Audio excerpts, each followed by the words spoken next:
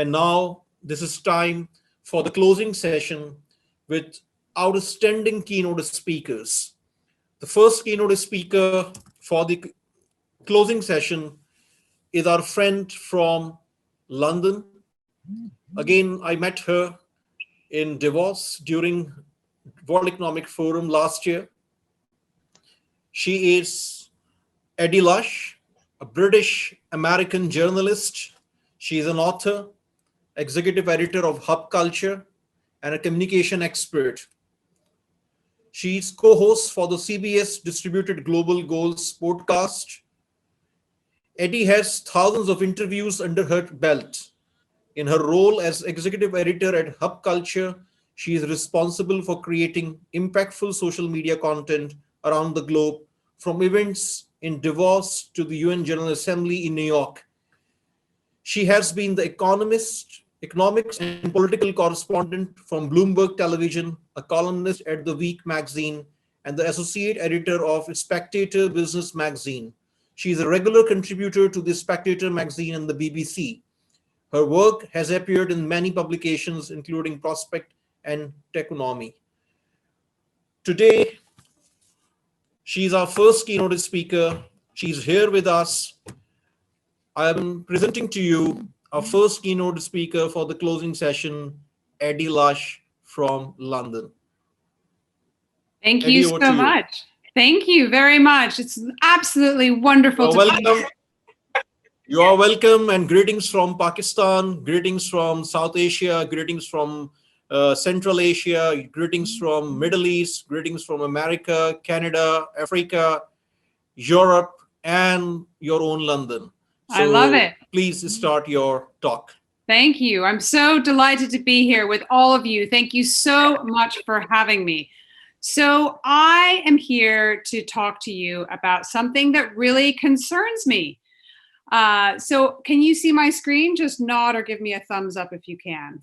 Can you see I'm sharing my screen now. Can you see it? Thumbs up? Okay, good. So I think we're on the verge of losing an enormous opportunity. The world, as we know, has never been more challenging. I've been covering this for 22 years. As a journalist, I've worked for Bloomberg Television. You've heard Afsar there giving me a lovely introduction. I've been a political analyst for UBS. I'm originally from California, but I now live in London. And 2 years ago, I started a podcast.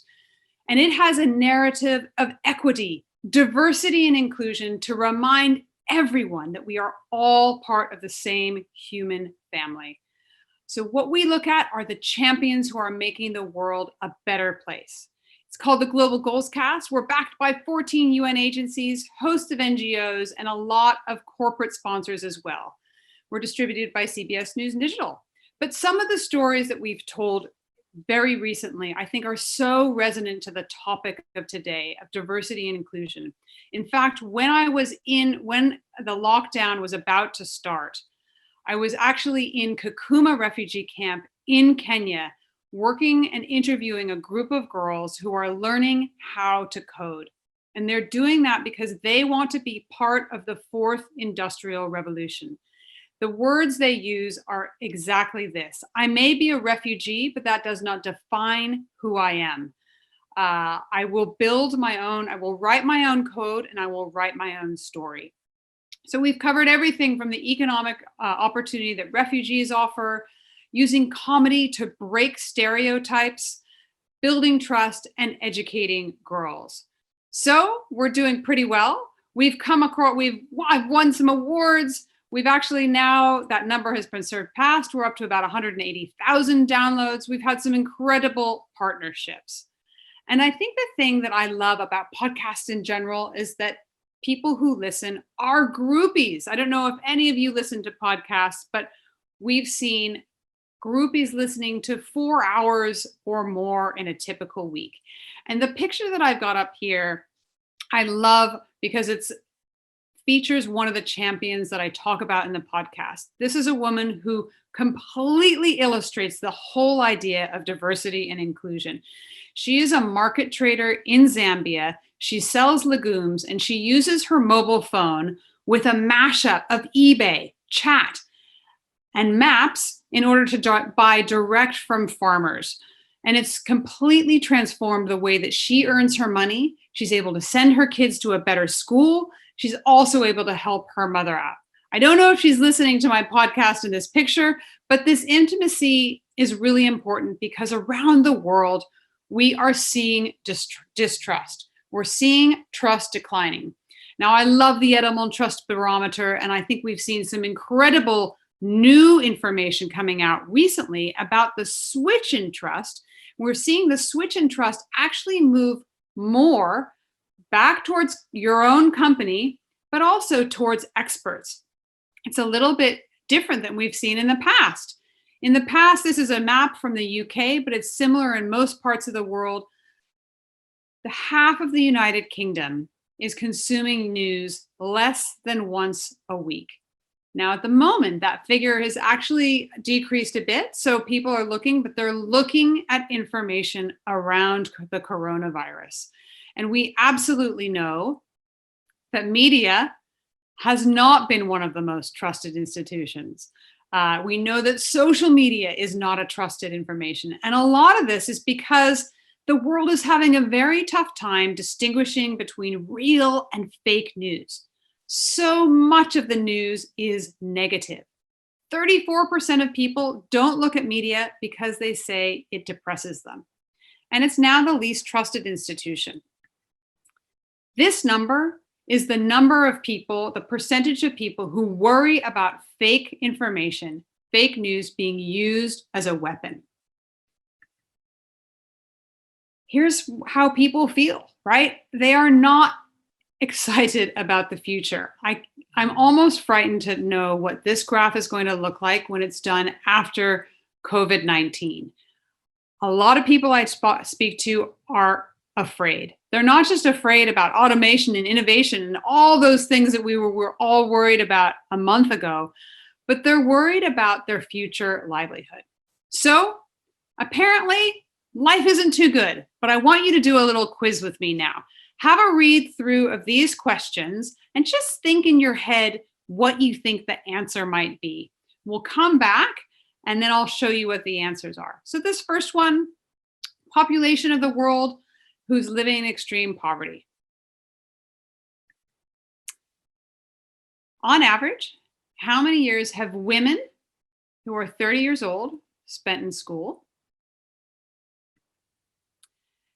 What percentage of people have some access to electricity?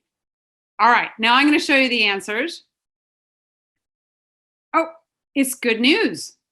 Almost half. On average, how many years have women, 30 years old, spent in school? 9 years. Again, it's still good news. Last one, percentage of the world who have some access to electricity. I bet you know where this is going. That's right, 80%.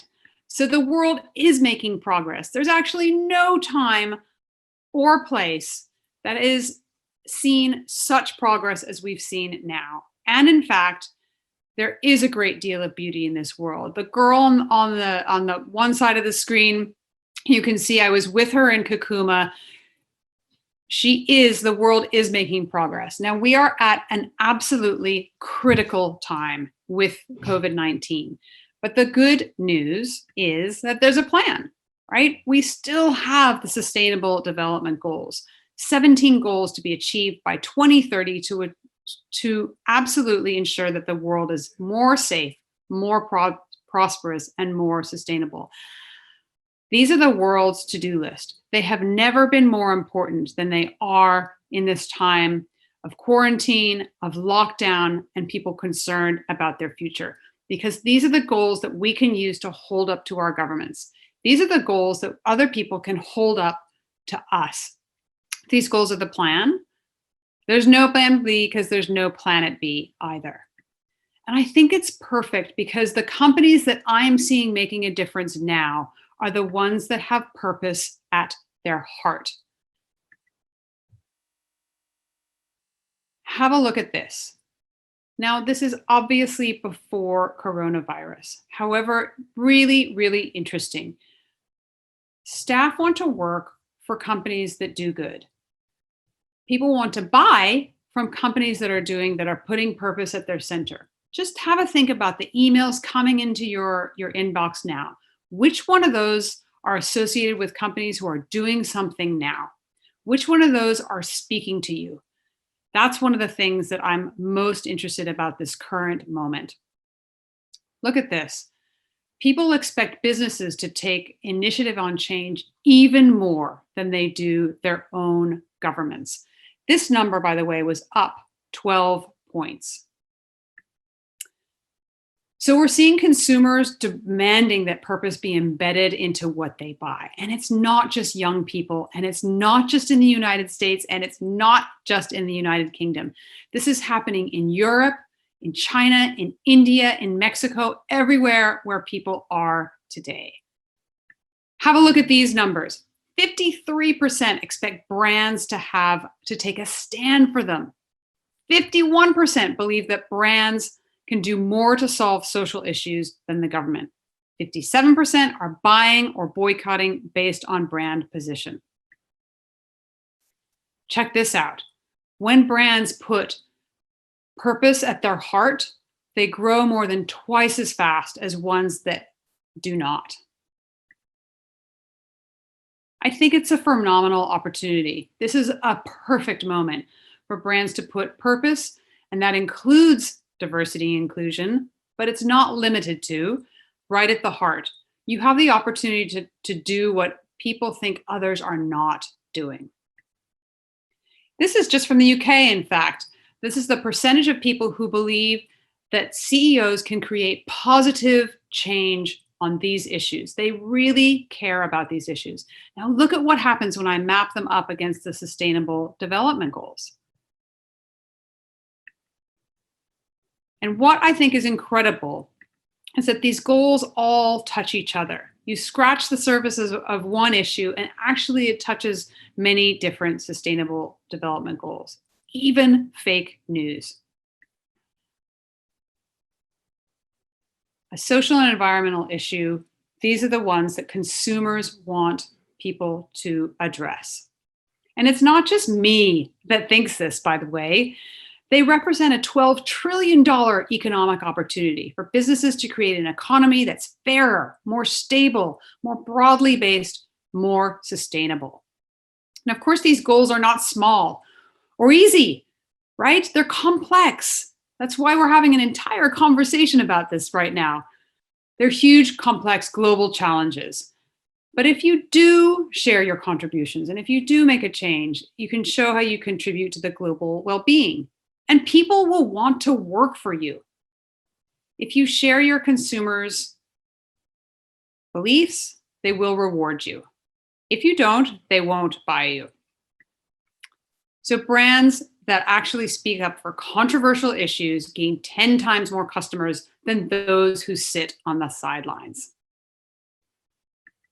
So find your purpose, talk about it, and share it. And actually, yesterday, I emceed a conference with a marketing expert called Mark Ritson, who was saying that in the recession that's to come, he will absolutely predict that the companies that do best are those ones who are able to spend their way through it in terms of advertising. So those things that you're putting at your heart, that you're already doing now, it's still the time to talk about it.